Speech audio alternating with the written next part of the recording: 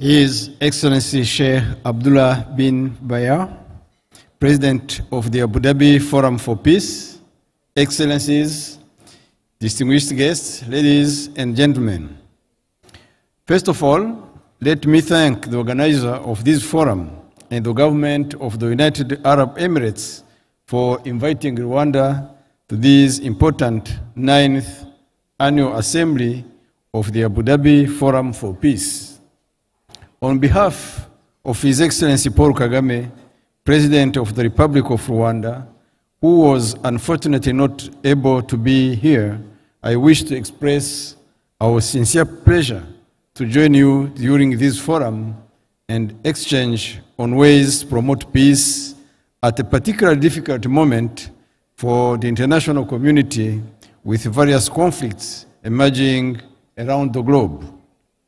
We live in times of profound polarization, where divisions and competition, differences and confrontation are emphasized above and beyond what should bring humanity and community together, what should unite us. The theme for this year's forum, Global Conflict and Universal Peace, Urgent Needs and Opportunities for Partnership, is timely as we continue to be confronted with multifaceted conflicts that will need stronger partnerships in order to overcome them. These include the need to share experiences, ideas, and new ways of thinking that can meet today's challenges in achieving sustainable peace. This is why I'm glad to be here with you and share our own experience in peace building, not only in Rwanda, but also within the region. No single nation or region can claim to be an island of peace in a sea of conflicts. The reason why such forums are crucial to enhance dialogue for peace and conflict resolution.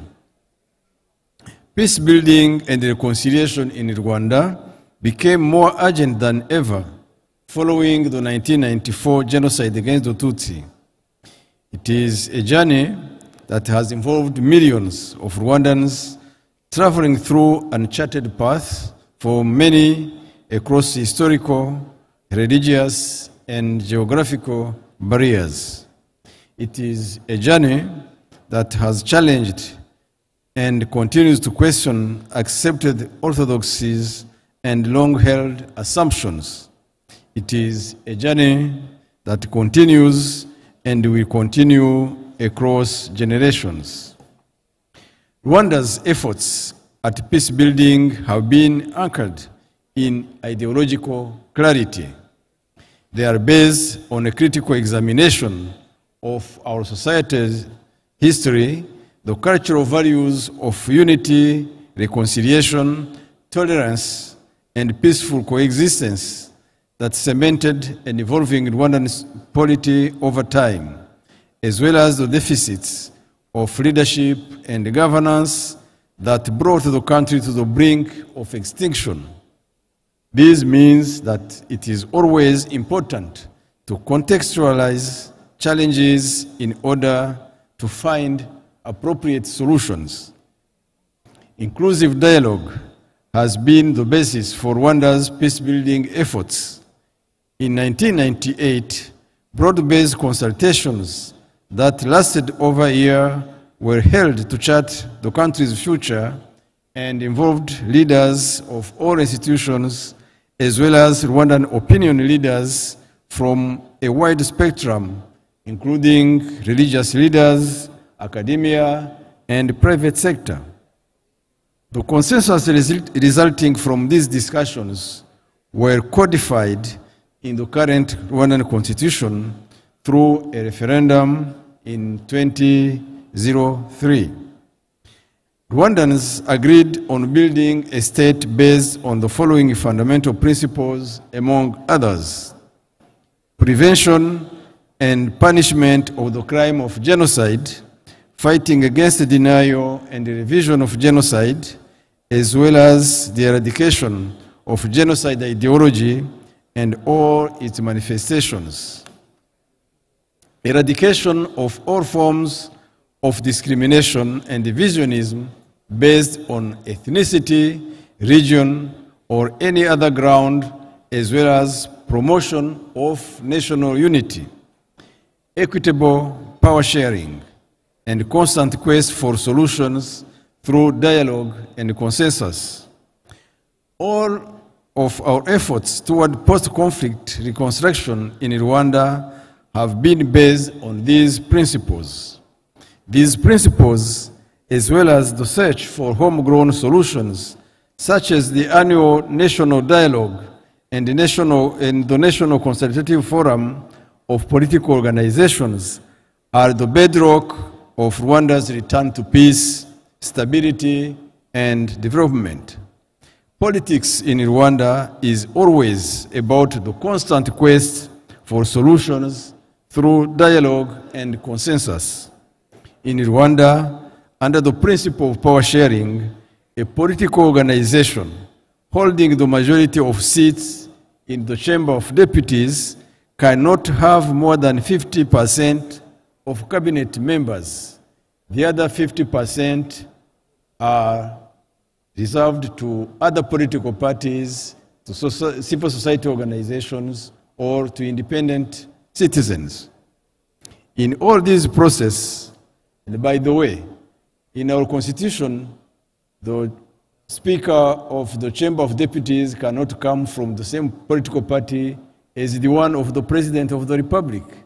And in actual fact today, the President of the Republic, the President of the Senate, the Speaker of the Chamber of Deputies come from 3 different political parties, and the Prime Minister is independent.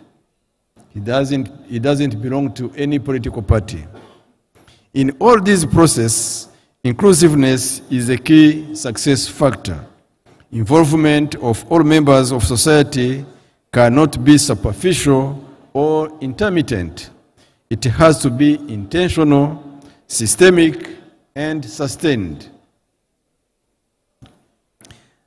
And this is what has allowed us not only to bring back peace and stability in our country, but also to contribute to peace building and conflict prevention in our region and around the world. At the regional level, Rwanda has been, for a couple of years now, one of the top troop contributing countries to UN peacekeeping missions, sending military and police contingents, including in South Sudan, Mali, and the Central African Republic. Bilaterally, we have also started to support peace and stability in some parts of our continent using our own troops and resources at the request of friendly countries such as the Central African Republic and Mozambique. Despite our interventions and those of other partners, the resurgence of tensions and conflicts in our region has its roots in a dangerous genocidal ideology that has found a fertile ground in some countries. This is why we need to continue to have inclusive gatherings such as this one with all stakeholders aiming to strengthen dialogue and cooperation for global peace, stability, and prosperity. And the commitment to implementation of resolutions from such forums is equally important. Rwanda remains committed and will always be a willing partner to peace building and conflict resolution, as well as experience sharing, for we understand the cost of conflict and security much better than anyone, given our history. Once again, I wish to thank the organizer of this forum and the government of the United Arab Emirates for taking a leadership role in the pursuit of sustainable peace regionally and globally. I thank you for your kind attention.